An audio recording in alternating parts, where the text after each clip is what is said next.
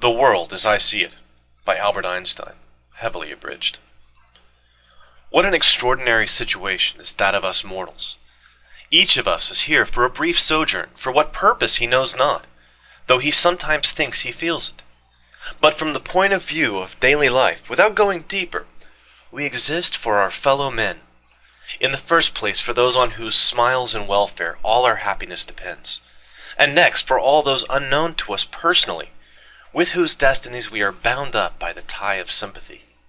100 times every day I am reminded myself that my inner and outer life depend on the labors of other men, living and dead, and that I must exert myself in order to give in the same measure as I have received and am still receiving. I am strongly drawn to the simple life, and am often oppressed by the feeling that I am engrossing an unnecessary amount of the labor of my fellow men. I regard class differences as contrary to justice and, in the last resort, based on force. I also consider that plain living is good for everybody, physically and mentally.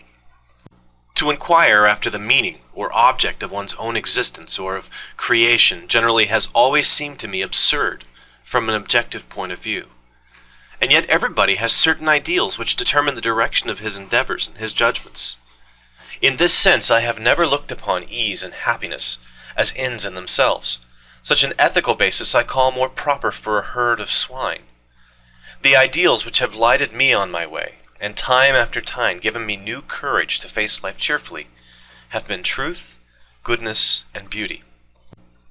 Without the sense of fellowship with men of like mind, of preoccupation with the objective, the eternally unattainable in the field of art and scientific research, life would have seemed to me empty.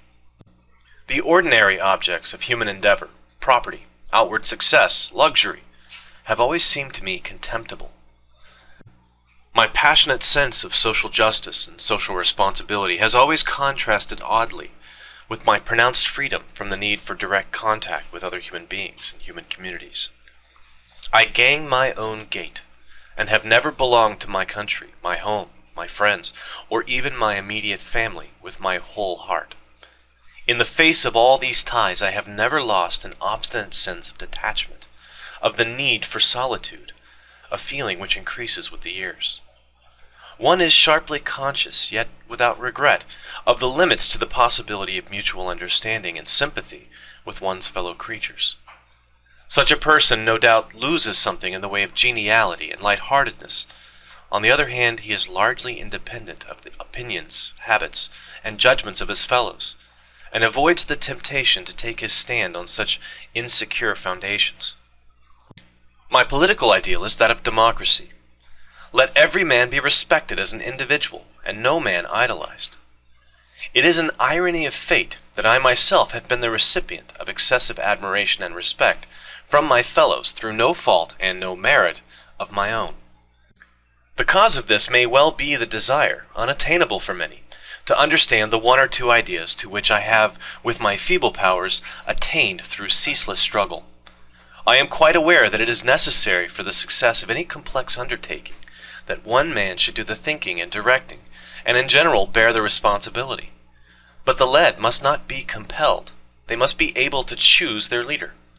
An autocratic system of coercion, in my opinion, soon degenerates.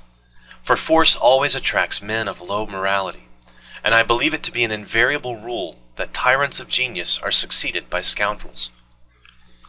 The fairest thing we can experience is the mysterious. It is the fundamental emotion which stands at the cradle of true art and true science. He who knows it not, and can no longer wonder, no longer feel amazement, is as good as dead, a snuffed-out candle. It was the experience of mystery, even if mixed with fear, that engendered religion. A knowledge of the existence of something we cannot penetrate, of the manifestations of the profoundest reason and the most radiant beauty, which are only accessible to our reason in their most elementary forms. It is this knowledge and this emotion that constitute the truly religious attitude.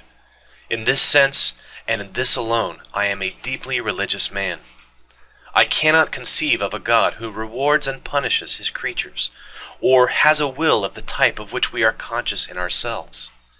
An individual who should survive his physical death, is also beyond my comprehension, nor do I wish it otherwise.